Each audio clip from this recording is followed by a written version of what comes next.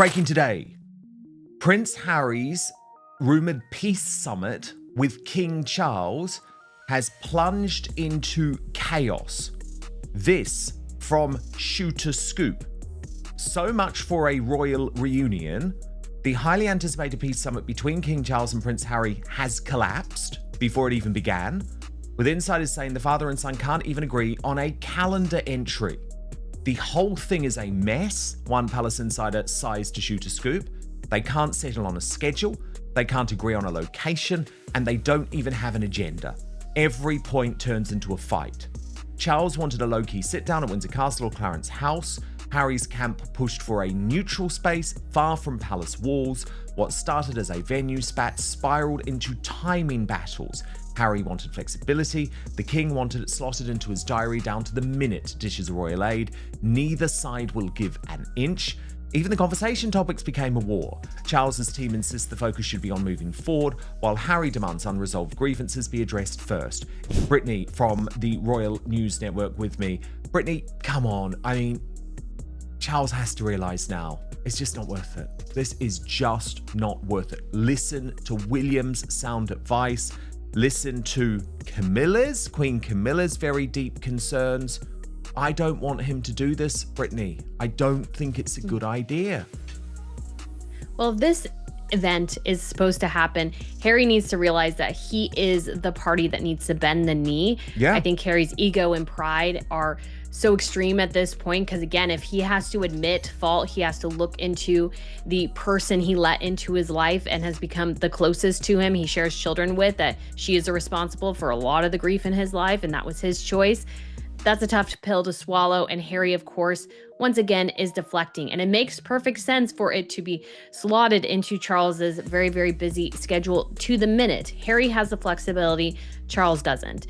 And so Harry seems to be, at least to me, he's self-sabotaging if this is the case. He doesn't really want the meeting unless it can be on his terms. So we've seen what's happened with Centre Bali. We've seen what's happened with African parks. Now Richard Eden reporting rumblings that we have actually covered previously here on the show, especially from Angela Levin, about how Harry could be forced to quit Invictus because of the divisive issue, rumblings of discontent. Let me show you Richard Eden's reporting, Brittany, before I get your reaction. He writes, I hear increasing rumblings of discontent about Prince Harry's role as patron of the Invictus Games, the international sports event he founded with his brother and sister-in-law, the Prince and Princess of Wales, to help wounded, injured, and sick military service personnel.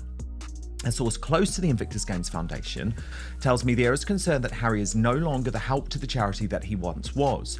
The Duke has become an increasingly divisive figure, particularly in the armed forces, the source says, and that is not good for Invictus. We are all about bringing people together and inspiring those who have suffered hardship. Now Invictus is firmly established, it might be better if the Duke took a step back. Yeah, indeed. Brittany, can we speak about Meghan's week? Because Maureen Callahan has this take that she's not as liked in Monteceto as she has tried to make out in the Bloomberg interview. But first, the #1 worst fruit for your waistline. Look, are you turning healthy fruits into highly unhealthy fruits without even realizing it? Fruit can be one of the healthiest things you can put into your body, but the majority of Americans are guilty of making this single mistake that can counteract all of the health benefits of fruit. Some fruits can help with occasional constipation, reduce bloating, and even help burn calories. Others can wreak havoc on your digestive system and energy levels. Now, I came across this viral presentation from world-renowned heart surgeon Dr. Stephen Gundry that showcases the 3 fruits to stop eating today. It was shocking. I had no idea. He must admit the vast majority of the strife that he's put on his father, his brothers, his family's life is something that he brought to them, not something that they allegedly did to Harry. But I just don't think he has that in him, Brittany. Do you? I mean, look, if you look at the whole path to this meeting, it's first leaked to the Mail on Sunday via Charlotte Griffiths, who has become the propagandist, the person who Harry's friends leak to, like the new Omid Scobie. And That was a quiet conversation between Tobin Andre, the communications secretary for the King, and Meghan and Harry's new team. But of course, the details were first leaked via Harry's team to the Mail on Sunday. Then all of the speculation continues. Then I feel like he's tried to jump the King into a meeting by leaking the fact that the meeting is definitely happening to the Daily Mirror. Why do that? Like, seriously, why do that? Unless you're trying to arm twist, pile pressure on the King, who probably at that point had remained non-committal. And that's what Meghan can't face, is that a lot of the headlines, yes, some things are made up, but a lot of it is real and truthful, and Meghan can't stand that. Brittany, this whole shop my exercise seems to represent the trouble that Meghan is in commercially. The story, which you'd been across for a very long time, went mainstream this week, with The Sun reporting Meghan Markle has quietly shut down her online store, flogging a bizarre hand-picked collection of clothes for cash. She closed the Shop My storefront, where she'd been flogging everything from £20 grey tees to £1,600 silk gowns, perfect for chicken feeding. Shop My, a platform for top creators, lets users earn affiliate cash from recommending products.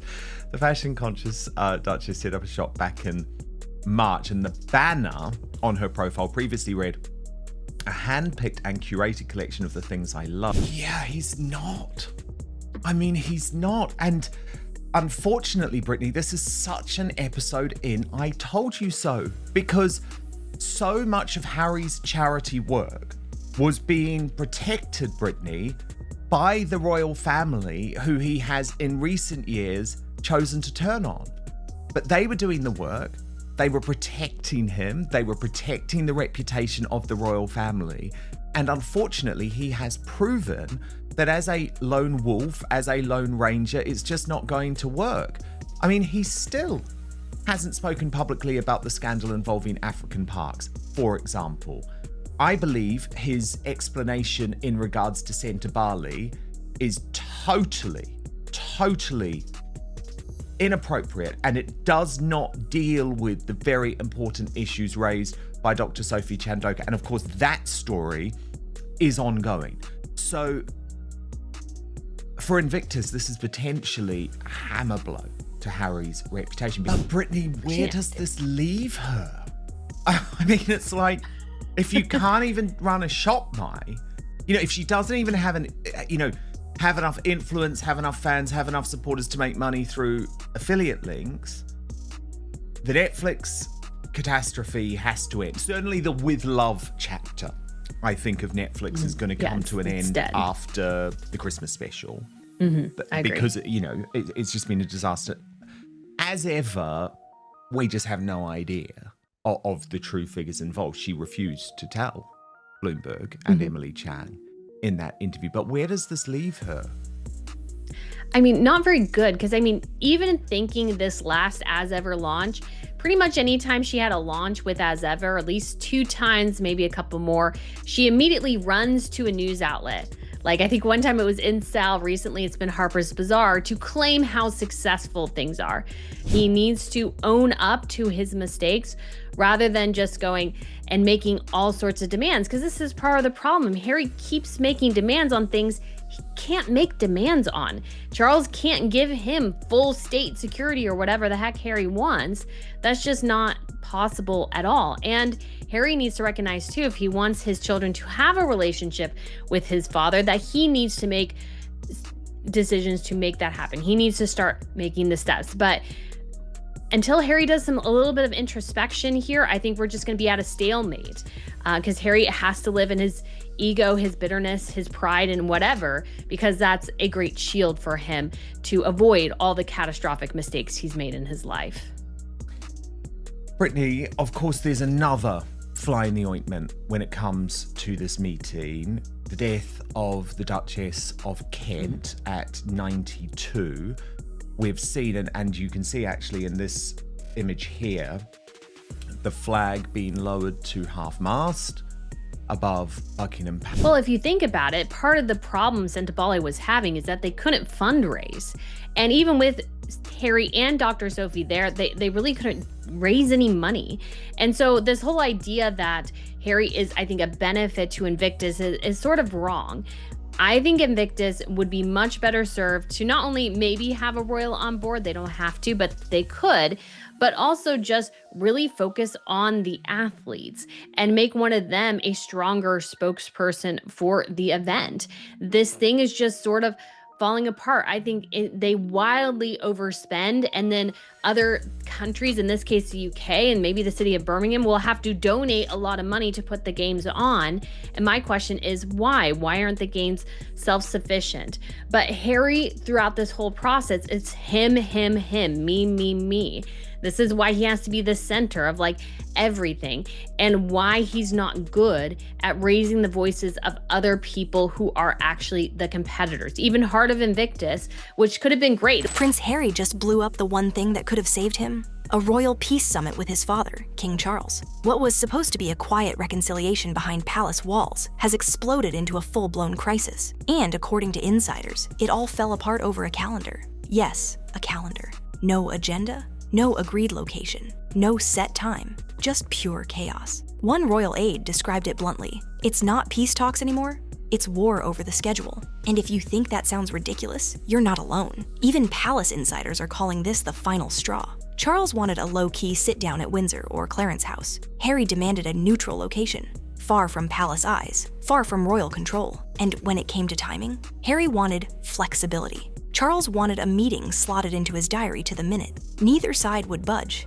not even an inch. And then came the real fight. Because this wasn't just a logistical mess, it was a power struggle. Charles wanted to move forward. Harry wanted to go backwards, to unpack grievances, rehash old wounds, and demand apologies. Now, with Prince William reportedly calling the entire idea a terrible plan, royal insiders are saying the summit is dead before it even began, and the consequences could be permanent. If this collapses, one source warned, the door may slam shut for good. But that's just the beginning, because what Harry did next turned a failed meeting into a full-blown PR war. It was supposed to be a turning point, the long-awaited thaw in the frosty war between father and son. For months, whispers of a so-called peace summit between King Charles and Prince Harry had been circling, with royal commentators daring to hope that a truce might finally be on the table. But now, the entire idea has unraveled into a public farce, one that insiders say was doomed from the very first conversation. Let's be clear, this wasn't some spontaneous heart-to-heart over tea. This was a planned summit.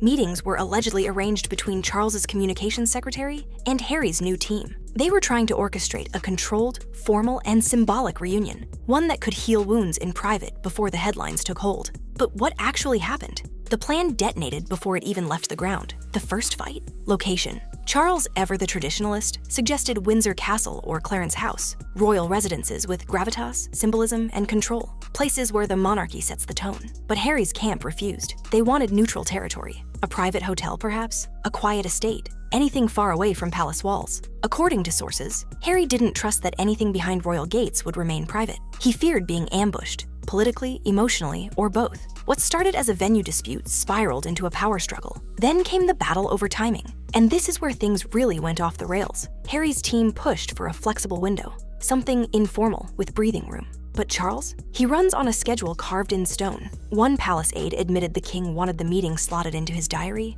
down to the minute. And why wouldn't he? He's the sovereign. His calendar is locked months in advance. And with recent health concerns swirling around his condition, every minute matters. But Harry wouldn't yield. He wanted it on his terms. He insisted on space, leniency, and above all, control. What he got instead was resistance, and eventually, a deadlock. But it didn't stop there, not even close. Once location and timing became a mess, the most critical part, the agenda, collapsed entirely. Charles reportedly wanted to focus on moving forward. Clean slate, new chapter. But Harry? He refused to meet unless his list of grievances was addressed first. The leaked complaints, the security drama, the Netflix fallout, Meghan's treatment by the firm. For Harry, moving forward meant dragging the past into the room and laying it all out, piece by painful piece. Charles wouldn't go there. William wanted nothing to do with it. And just like that, boom. What was once framed as a peace summit became a psychological battlefield. Every decision, from where they'd sit to what they'd discuss, turned into a trigger. Royal insiders have started calling it gridlock diplomacy, a war of egos disguised as a reconciliation. And here's the thing most people are missing. This wasn't just a meeting. It was a test, a quiet test to see whether Harry still had any place, any real role in the royal ecosystem. Had he matured? Was he willing to bend? Was he ready to rebuild trust? Not with cameras rolling, but behind closed doors? The answer, apparently, was no. Prince William reportedly called the whole idea a terrible plan from the start. Queen Camilla had deep concerns. Charles, torn between duty and fatherhood, tried to keep the door open. But now, that door is barely hanging on its hinges. And royal sources are warning, this may have been the last shot. What was supposed to be the beginning of healing might just be the final confirmation that the damage is beyond repair. But what happened next would take the breakdown even further, from royal stalemate to full-blown manipulation. And the press was suddenly flooded with suspicious leaks from Harry's camp. If the failed peace summit proved anything, it's this. Prince Harry didn't just want a reunion, he wanted a reckoning. According to multiple sources, Harry came to the table not with an olive branch, but with a list of non-negotiables, demands disguised as terms, conditions cloaked as conversation starters, and right at the top, a complete re-examination of the royal past through his lens. While King Charles pushed for a clean slate, Harry insisted on reopening old wounds. He refused to even set foot in the room unless every grievance was acknowledged first. The press leaks, the palace indifference, the security fallout, and above all, what he sees as the continued disrespect toward Meghan. Insiders say the Sussex camp was adamant. If the conversation didn't begin with apologies, there would be no conversation at all. Harry, it seems, wasn't looking to make peace. He was looking to win. And here's the kicker. The most controversial demand of all wasn't about security or status. It was about protocol. Sources claim Harry's team insisted that Meghan must be treated with the same formal respect as a senior working royal. That means courtesies. That means bows. That means royal deference. Even though she and Harry stepped down years ago and are no longer part of the firm, it was a move that left palace staffers stunned. "Are you mad?" one royal insider reportedly snapped. "You want the family to bow to someone who just spent the last 3 years publicly tearing them down?" Even senior royals were said to be baffled. Queen Camilla allegedly voiced serious concern. Prince William flatly dismissed the entire thing as unworkable. And Charles? He found himself boxed in, again, between his role as sovereign and his role as a father. But let's not forget, this isn't new behavior. This is a pattern of Harry walking into royal spaces and demanding the rules be rewritten, not just for himself, but for the woman he chose to stand beside him. And every time, the outcome has been the same: resistance, followed by fallout. And here's what makes it worse. Behind the scenes, insiders say Harry continues to frame these demands not as selfish, but as just. He believes he's right. He sees himself as the wronged son, the protective husband, the misunderstood veteran cast out by an unfeeling institution. But there's a fine line between defending your loved ones and refusing to take any responsibility. And that's where Harry seems stuck. Because if he admits fault, even a little, he has to face the consequences of his own decisions. He'd have to confront the chaos unleashed by his interviews, his memoir, his Netflix specials, his tell-all betrayals, and most difficult of all, he'd have to acknowledge the role Meghan played in pushing him further away from the family he once claimed to protect. That, insiders say, is the real trigger. It's not the logistics. It's not the meeting room. It's not even Charles's cold tone or William's sharp tongue. It's pride. Accepting peace would mean accepting mistakes. And for Harry, that would mean turning inward, toward guilt, regret, and reflection. That's a mirror he's not ready to face. One source close to the palace said it best. This was never about setting a date. This was about setting terms. And Harry's terms are impossible. Which begs the question, if Harry never really intended to make peace, what was the point of all these rumors about a summit in the first place? That's where the story takes an even darker turn.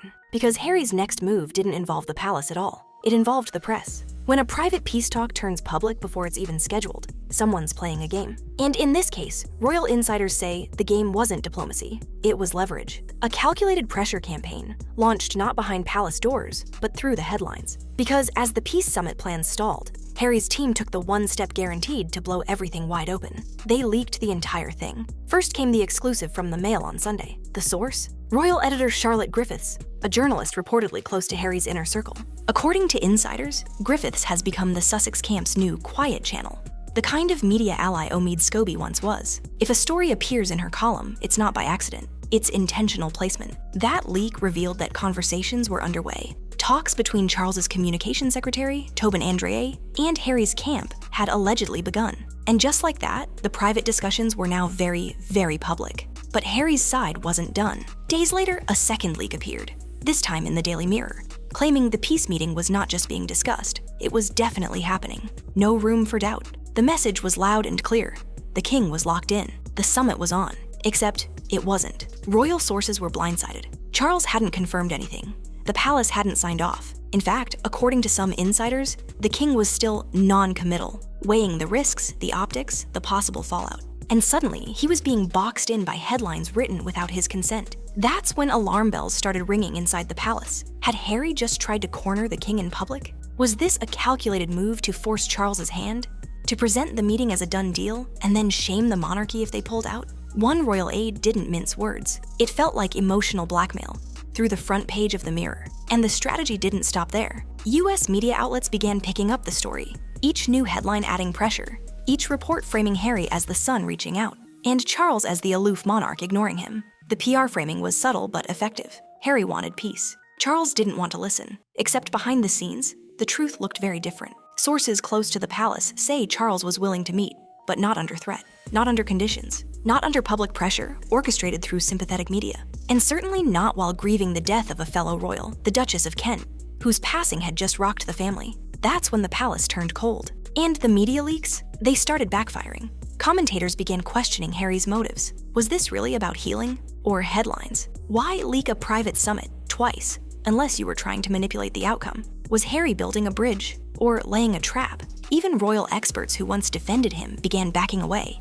because this wasn't the first time Harry used the press to play palace politics. Let's not forget, this is the same man who walked away from royal life, citing media intrusion as his biggest grievance, only to turn around and hand-deliver personal drama to the same headlines he once called toxic. This pattern is impossible to ignore. Time and time again, when the royal family remains silent, Harry speaks louder. He doesn't release statements. He feeds stories, carefully, strategically, and almost always with one goal in mind: control the narrative. But this time, it may have blown up in his face, because when Charles was pushed to the edge, he didn't fold, he froze. And with the Duchess of Kent's death providing the perfect excuse to pause all unofficial engagements, the king quietly and effectively shut the door. No announcement, no drama, no counterleak, just silence. And that silence spoke louder than any headline Harry could buy. What was intended as a tactical maneuver became a tactical misfire. And in trying to manipulate the monarchy, Harry may have just proved exactly why the palace no longer trusts him.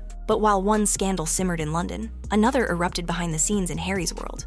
One that could destroy the last charitable legacy he has left. Because while the peace summit fell apart, the Invictus Games, Harry's crown jewel, began to crack. The announcement came quietly, but it changed everything. At 92, the Duchess of Kent passed away peacefully, ending a long life of quiet service and dignity behind palace walls. She wasn't the flashiest royal, and she didn't often dominate headlines. But in the intricate web of royal family tradition, her death carried weight, symbolism, protocol. And for King Charles, it offered something else: a perfectly timed exit ramp from the crumbling disaster of the so-called peace summit. Because in the world of royalty, even grief is governed by rules. When a senior royal passes, the entire family enters an official mourning period. Flags are lowered, public duties are scaled back, and private meetings, especially ones laced with controversy, are put on indefinite hold. So when the Duchess passed, the palace's response was swift and unmistakable. Black armbands, half-mast flags over Buckingham Palace, a formal statement pinned to the gates, and behind the scenes,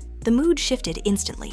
What was once a brewing storm between Charles and Harry was now simply inappropriate to address. Any royal meeting not tied to public duty, especially one guaranteed to generate headlines, was off the table. For Charles, it wasn't just a reason to pause. It was the perfect excuse to retreat. One palace aide reportedly put it bluntly: "We are in mourning. This is not the time for private drama." And in royal circles, that meant only one thing: the summit, if it was ever truly happening, was done. The timing for Charles was fortuitous. For Harry, it was devastating. Because if there was ever a chance, even a slim one, that Charles might have agreed to a sit-down, that window slammed shut the moment the black drapes went up. It was no longer just about Harry's ego or Meghan's expectations. It was about tradition, decorum, royal mourning. And yet, not everyone bought the official line. Behind the scenes, some royal watchers whispered what others were thinking, but didn't dare say out loud. Was the mourning period also a strategic move? A convenient shield to block an increasingly dangerous PR disaster?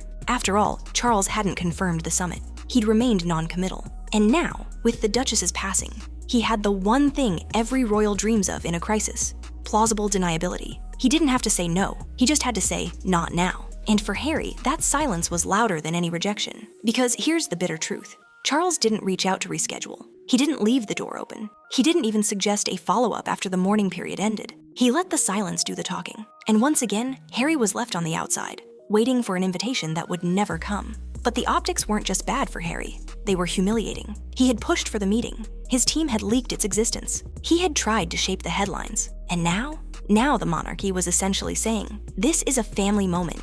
You're not family. That's the gut punch, the final twist of the knife. Even worse, as the family gathered in grief, all eyes turned to see whether Harry would make a statement. Would he offer condolences?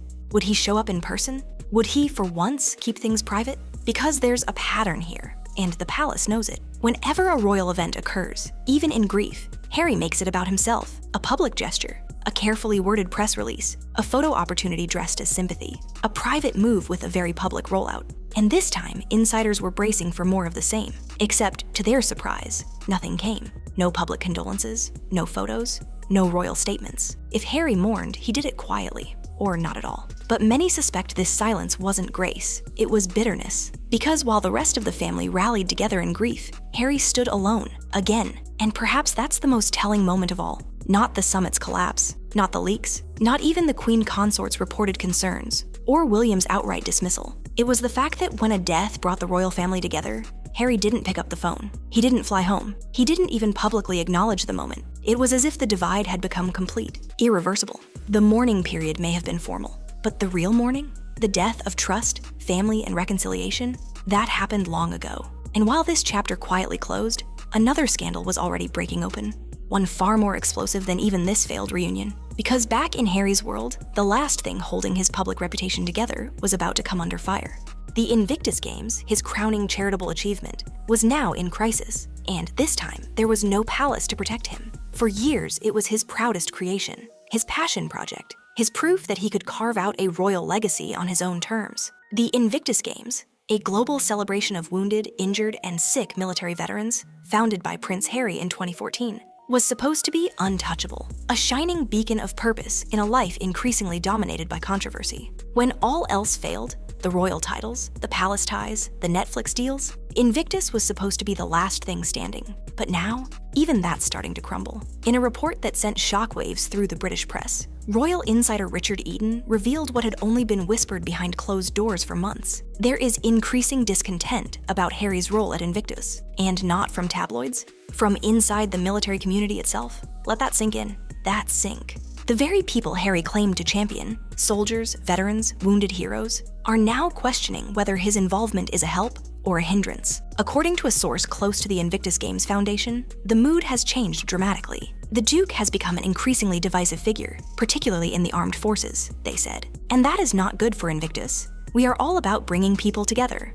And that one sentence says it all. Because for all of Harry's speeches about healing, unity, and resilience, it's his presence that now threatens to divide. His politics, his headlines, his controversies, his wife, especially his wife. What happened in Whistler, Canada, earlier this year was the tipping point. Meghan Markle, who had largely stayed out of the spotlight during previous Invictus Games, showed up in full force, with cameras in tow, dressed to dominate the headlines, and ready to redirect the public narrative. Sources say it was no longer about the athletes. It was about the Sussexes, and specifically about Meghan. There were photo ops, PDA moments, carefully choreographed candid shots. Media outlets that were meant to highlight veteran stories instead ran splashy spreads on what Meghan wore, how she smiled, and who she was supporting from the sidelines. The veterans, background noise. And behind the scenes, fury erupted. Organizers, athletes, and supporters, people who had dedicated months, even years, to training for this moment, felt hijacked. They weren't just overshadowed. They were ignored. One insider described it as a complete PR takeover, adding that the event stopped being about the soldiers the moment Meghan stepped on stage. The backlash, according to some reports, was so intense that Meghan was quietly sent home early, a move that infuriated her and left Harry in an impossible position. He was now caught between loyalty to his cause and loyalty to a wife who had just upstaged it. That's the problem, because Harry may have founded Invictus, but he no longer represents it. He represents controversy, ego, narcissism, a walking headline magnet. And the athletes? They represent everything he used to. Sacrifice, honor, humility. It's a contrast that gets harder to ignore with every passing event. And now, with the next Invictus Games set to take place in Birmingham, UK in 2027, the tension is reaching a breaking point. Royal sources are already sounding alarms. One said bluntly, "It would be unfortunate if senior royals felt unable to attend because of Harry's presence." Translation? Harry might be the founder, but the Windsors, the actual working royals, won't show up if he's there. That's catastrophic. Because what does it say about your brand when the family you were born into, the very institution you used to build this platform, refuses to support it simply because you are involved? It says the brand is broken, the mission is compromised, and worse, the cracks are starting to show inside the foundation itself. One of the Invictus Games' most recognizable names, J.J. Chalmers, a Royal Marine, TV presenter, and former Invictus gold medalist, quietly stepped down as a trustee after just 2 years. He was one of Harry's closest allies, a visible supporter, a veteran who believed in the cause. He walked away. And that silence said more than any resignation letter ever could. Behind the scenes, murmurs are growing louder. Sponsors are reportedly uneasy. Media attention has become more about the Sussex scandal than sportsmanship. Stadiums may fill up for the celebrity glow of opening ceremonies, but individual event attendance? Struggling. Getty Images tells the story better than any press release. Search for photos from the latest Invictus Games, and you'll find them flooded, 60-70%.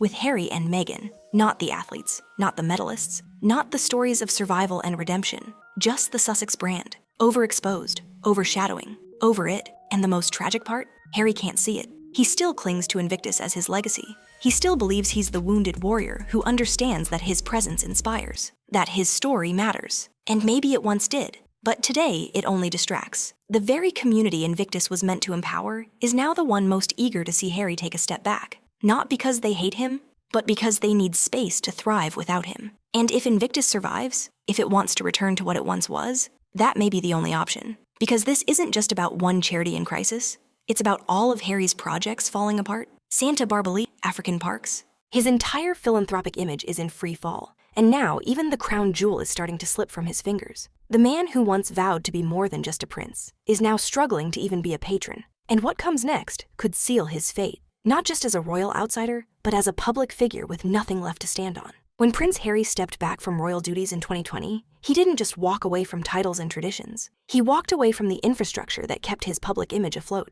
The palace press team, the donor networks, the quiet power brokers who shielded him from scandal and made sure his initiatives landed with impact. He didn't realize it at the time, but the crown had been doing the heavy lifting all along. Now, stripped of that royal machinery and surrounded by a team that can't seem to hold the line, Harry's post-royal empire is crumbling, project by project, partner by partner, and it's happening in real time. And Invictus, that wasn't the only one in freefall. Santa Barbara, the illusion of impact. Let's start with Santa Barbara, a charity Harry once touted as a visionary model for community mental health. Built around the idea of compassion-based care, Santa Barbara was pitched as a scalable blueprint for global transformation. It had all the buzzwords, all the sleek branding, and, crucially, Harry's name attached to it. But behind the scenes, a different story. Donors dried up, momentum stalled.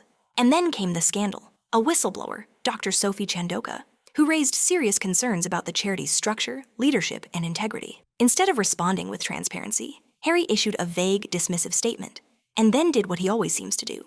Announced a new charity, a rival initiative, his version of starting fresh. Only this time, no one followed. Because when your response to controversy is to run, rebrand, and relaunch, people start asking questions about your commitment, about your character, and most damningly, about whether your name actually means anything anymore. It's the same playbook we've seen before. Silence the critics, blame the system, start something new, and hope everyone forgets the last collapse. But the public, they're not forgetting anymore. African Parks, ghosted by its own patron. Then there's African Parks, one of Harry's earliest and most personal conservation efforts, a wildlife protection nonprofit he once called his true calling. In fact, he served on the board, attended summits, filmed documentaries. But when controversy erupted around financial mismanagement and poor leadership practices within the organization, Harry did something unthinkable for a royal patron. He said nothing. No statement, no distancing, no defense. Total radio silence. And it didn't go unnoticed.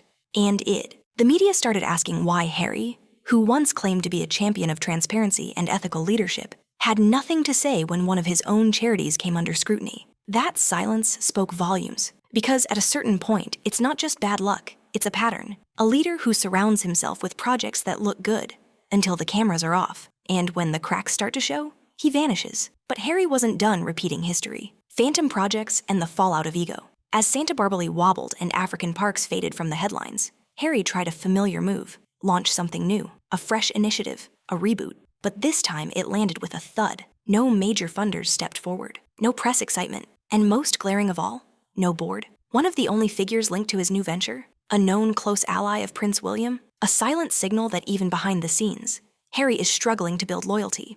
Why? Because donors, even sympathetic ones, are realizing that passion isn't enough, goodwill isn't enough, royal blood isn't enough. You need follow-through. And Harry, by nearly every measure, has failed to deliver it. He doesn't attend the meetings. He doesn't stay the course. He doesn't invest in the boring day-to-day grunt work that makes a charity succeed. He wants the spotlight, but not the spreadsheet. And it shows. Insiders say that in every boardroom Harry enters, it becomes about him. Not the cause, not the beneficiaries, not the mission, him. And it's burning every bridge he has left. Because the charities that once welcomed his star power are now asking a brutal question. Is it worth it? Is the publicity worth the backlash? Is the global attention worth the internal chaos? Is a partnership with Prince Harry worth becoming the next organization to implode under scrutiny? For more and more philanthropic leaders, the answer is no. The Meghan factor, and the ghost of brand Sussex. And then there's Meghan, the other half of the Sussex identity, whose presence is often cited as a destabilizing force behind the scenes. Sources say she's heavily involved in all of Harry's ventures. From messaging to media strategy to product curation, Meghan's influence is everywhere. And that's part of the problem. Because for every charity Harry tries to build, it begins to feel more like a brand extension of Meghan's lifestyle empire than a serious non-profit effort. And that's where donors start pulling away. They don't want their contributions tangled up in a Netflix series, or diluted by political drama, or wrapped in influencer marketing and private jet photo shoots. They want substance. And Harry, especially with Meghan hovering over the business, can't deliver it anymore. The optics are too messy. The headlines are too loud. The mission is too vague. And that's the tragedy. Because Harry had the platform, the resources, and the story to build something meaningful, he had the goodwill of millions, the support of institutions, the guidance of senior royals, and he walked away from all of it, convinced he could do it better, freer, louder. Now, he's alone. The palace doors are closed. His charities are drifting. His influence is fading. And the one thing that was supposed to define his legacy, service, is now a punchline in the very institutions he once inspired. But as his empire collapses brick by brick, he's not the only one feeling the heat. Because while Harry's ventures crumble under the weight of ego, his wife is facing a reckoning of her own. One that starts not in the palace or the press, but on the sidewalks of Monteceto. For years, Meghan Markle built a public identity around polished elegance, curated kindness, and feminist ambition. She was the Duchess who broke the mold, a global style icon, a voice for women, a mother shielding her children from royal toxicity. But in Monteceto, the lavish, ultra-wealthy enclave she now calls home, a different story is unfolding. One far less flattering. One is much harder to control. Because while the headlines still glamorize her every appearance, behind the closed gates of private schools and exclusive yoga studios, Meghan isn't adored. She's avoided. And when her recent Bloomberg interview let slip that the other mothers gossip, the veil cracked. That one comment, casual, almost throwaway, spoke volumes. It was the sound of someone who feels isolated, judged, disliked. And the truth is, this tension in Monteceto isn't new. It's just finally being admitted by Meghan herself. Residents of the upscale California town have long whispered about the frosty atmosphere around the Sussexes. For all their talk of community, Harry and Meghan are rarely seen participating in it. They don't attend many public events. They're not active in local charities. They skip the school bake sales, dodge neighborhood meetups, and according to multiple sources, they keep to themselves. But that solitude, it's not the serene privacy they once claimed to crave. It's social exile, one that they may have authored themselves. Locals say Meghan has failed to make meaningful connections with other mothers at her children's school. She rarely engages unless it's orchestrated. Conversations feel performative. Interactions are laced with self-importance. And that's not just gossip. It's becoming a pattern. According to insiders, Meghan once hosted a school gathering at her home, hoping to foster connections. But rather than casual mingling, the event was described as curated, more like a brand activation than a playdate. There were themed decorations, PR-ready moments, and, of course, an opportunity to plug her lifestyle ideas. Some parents left early. Some never came. Because when your neighbors are tech billionaires, Oscar winners, and Silicon Valley royalty, they're not dazzled by royalty. They're not impressed by titles. They don't bow. They expect authenticity. And Meghan, it seems, isn't delivering it. This disconnect couldn't come at a worse time. Because while the Sussexes may be craving social legitimacy, The comparison to the family they left behind is becoming impossible to ignore. Take Princess Catherine, the Princess of Wales. Unlike Meghan, Catherine has built a quiet but powerful reputation as a hands-on mom. She attends school sports events. She's frequently seen doing school runs, casual clothes with no entourage. Other mothers describe her as warm, relatable, and above all, normal. And that's the contrast. Catherine blends in. Meghan brands herself. One shows up. The other shows off. In Monteceto, that difference matters, especially in the closed circles of elite motherhood, where reputation spreads faster than press releases. So when Meghan paints herself as the misunderstood victim of gossiping moms, it's hard not to read between the lines. This isn't just snobbery, it's a failure to connect. And for a woman who built her brand on relatability, that's a PR nightmare. But it gets worse, because the very platforms Meghan hoped would prop up her influence, lifestyle products, affiliate marketing, curated taste-making, are now collapsing too. Her soft power isn't just fading in Monteceto, it's imploding on the internet. Because while she loses influence in the school parking lot, she's also losing income in the influencer space. And when that bubble bursts, there's nowhere left to hide behind brand slogans and wellness platitudes. The woman who once dreamed of being the next Gwyneth Paltrow, a tastemaker queen of her own media empire, is watching it all fall apart. And the evidence is as clear as it is embarrassing, because her digital storefront, Shop My, didn't just underperform, it disappeared. For someone who once declared she was just getting started, Meghan Markle's latest business ventures tell a very different story. Not of expansion, but of quiet, humiliating retreat. And the evidence? It's hiding in plain sight. Because without any announcement, any update, or even a whisper from her PR team, Meghan Markle's once hyped digital storefront on Shop My has vanished. Gone. Wiped clean. No farewell post, no thank you message, no rebrand, just silence. And that silence says more than any headline ever could. Because for someone who spent years cultivating the image of a savvy businesswoman, a duchess turned digital tastemaker, this wasn't just a failed side hustle, it was a red flag. A signal that behind the glamour, Meghan's commercial instincts may be completely out of touch with reality. Let's rewind. When Meghan first joined Shop My, it was pitched as a hand-picked and curated collection of things I love. A collection filled with sleek neutrals, overpriced basics, and luxury items that ranged from $20 tank tops to $100 and $600 silk gowns. The kind of wardrobe, apparently, meant for feeding chickens in your Monteceto backyard. It was glossy. It was aspirational. It was Meghan, and it failed. Why? Because Meghan made the same mistakes so many celebrities make. She assumed that being liked meant people would buy. She believed that the so-called Meghan effect, once credited for selling out clothing brands and book picks, would translate into actual consumer loyalty. But the difference between influence and sales is work, curation, consistency, connection. And Meghan didn't do any of it. Her Shop My storefront was barely updated. Items were generic, links often broken, and the selections felt less like a reflection of Meghan's actual life, and more like a mood board assembled by an exhausted intern. There was no authenticity, no commentary, no sense of Meghan herself behind the pics. And that's where it all collapsed. Because the truth is, consumers, even royal watchers, are savvier than ever. We don't just want to click a link. We want to trust that the person behind it actually believes in what they're selling. Meghan didn't show up, and so neither did the buyers. But the Shop My debacle was just the warm-up act for her next commercial misstep. One far more damaging, both reputationally and financially. Enter, as ever, Meghan's mysterious soft-launched lifestyle brand that was supposed to cement her as the next Gwyneth Paltrow, a modern-day Duchess of Goop. And at first, it had all the makings of a success. Hushed exclusivity, soft-focus marketing. Cryptic launches are designed to spark curiosity. Meghan's inner circle even teased press placements in Harper's Bazaar, InStyle, and other glossy outlets. But here's the problem. You can't run a stealth campaign when no one's interested in the product. Meghan's hero item, a jar of jam. Yes, jam. Marketed as organic, handcrafted, and infused with Monteceto vibes, the As Ever jam came in a small glass jar with an equally small purpose. It wasn't innovative, it wasn't mass-produced, it wasn't affordable, it was just jam. And it didn't sell. In fact, the only people who did receive the product were hand-picked influencers, a tiny circle of celebrity friends and media allies who were clearly expected to post about it, rave about it, and help it go viral.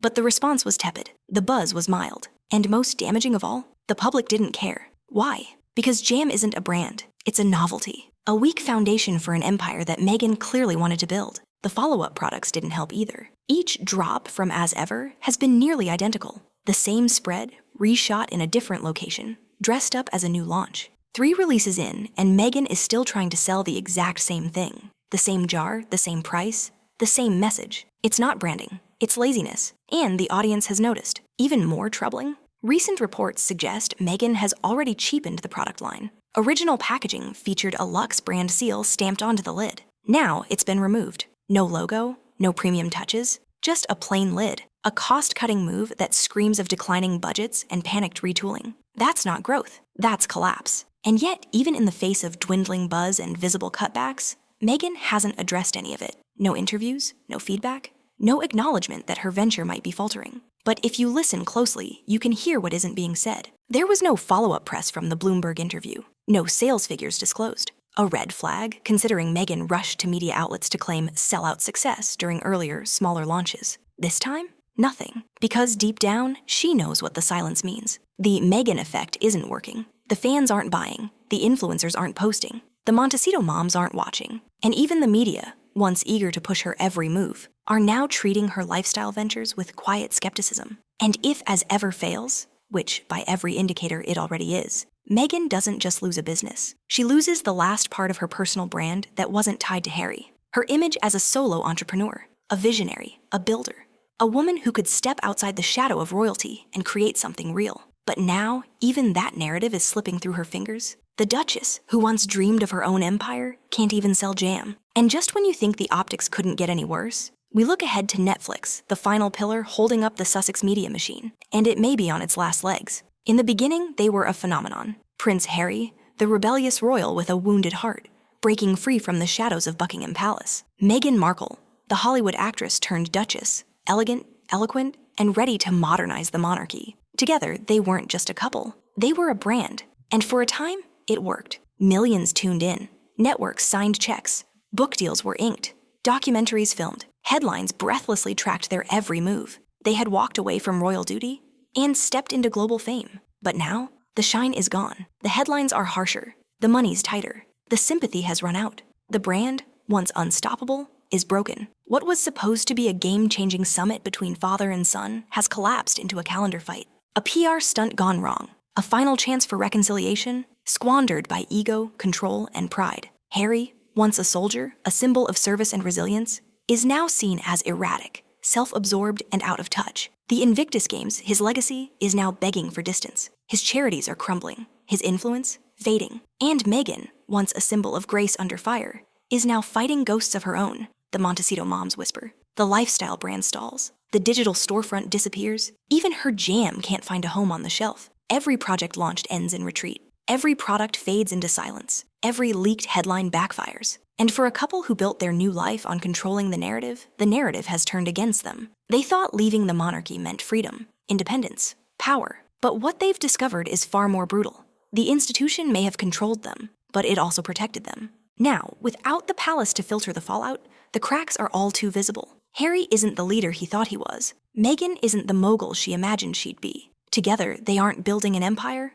they're dragging one into ruin. And as the world watches them scramble for relevance, through leaky interviews, awkward rebrands, and desperate pivots, one truth becomes impossible to ignore. They didn't need more freedom. They needed more humility. Because at the end of the day, influence doesn't come from titles. It comes from trust, credibility, character. And in their pursuit of fame, they burned the very bridges that once gave them meaning. The palace won't take them back. The charities don't want the chaos. The audience? They've moved on.